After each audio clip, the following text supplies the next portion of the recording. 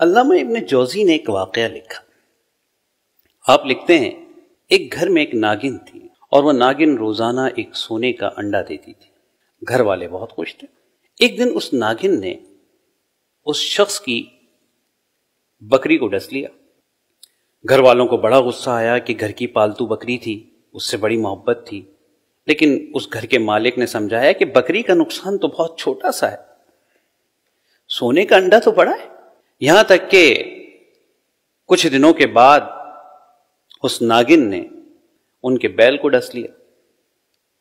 اب کی دفعہ بھی جو ہے وہ مالک نے گھر والوں کو چپ کرا دیا کہ یہ اتنا بڑا نقصان نہیں ہے، تو چھوٹا سا نقصان ہے، سونے کا انڈا، اس کا ازالہ ہو جائے گا، اس سے کوئی مسئلہ ہی نہیں ہے، کوئی پریشانی نہیں۔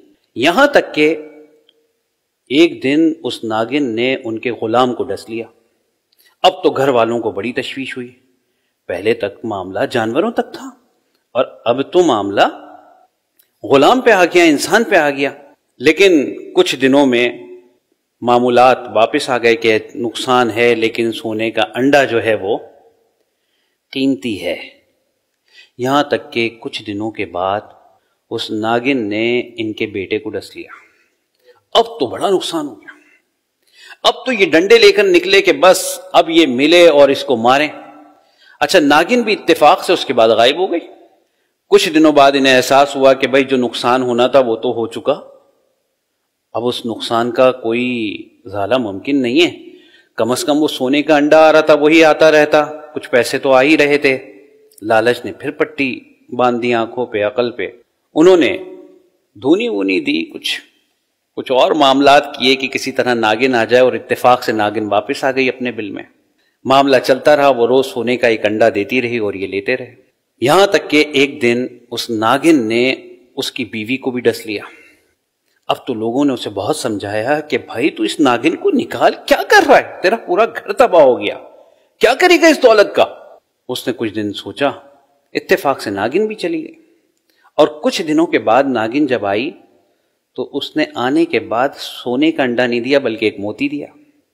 اب اس شخص نے سوچا کہ وقت کے ساتھ ساتھ فطرت میں بھی تبدیلی آ جاتی ہے، تو ناگن کی فطرت بھی تبدیل ہو گئی ہے، اب یہ مجھے ڈسے گی نہیں۔ اور آخر ایک دن اس ناگن نے اس کو بھی ڈس لیا۔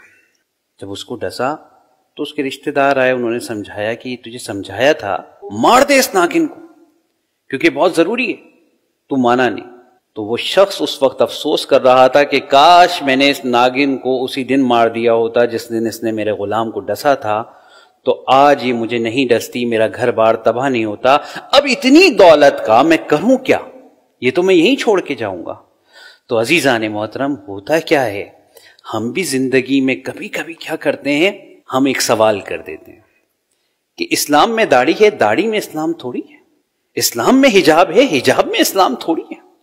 یہ لبرلزم کی ناگن جو ہے یہ تھوڑا تھوڑا ڈستی رہتی ہے، ہم کہتے ہیں یہ نقصان بڑا نہیں ہے، یہ نقصان بہت چھوٹا سا ہے، لیکن یہ نقصان آپ کے ایمان کو ایک دن سلب کر لیتا ہے اور آپ کہتے ہیں کچھ نہیں، اور پھر جب اس دنیا سے جا رہے ہوتے ہیں تو ہاتھ میں کچھ نہیں ہوتا۔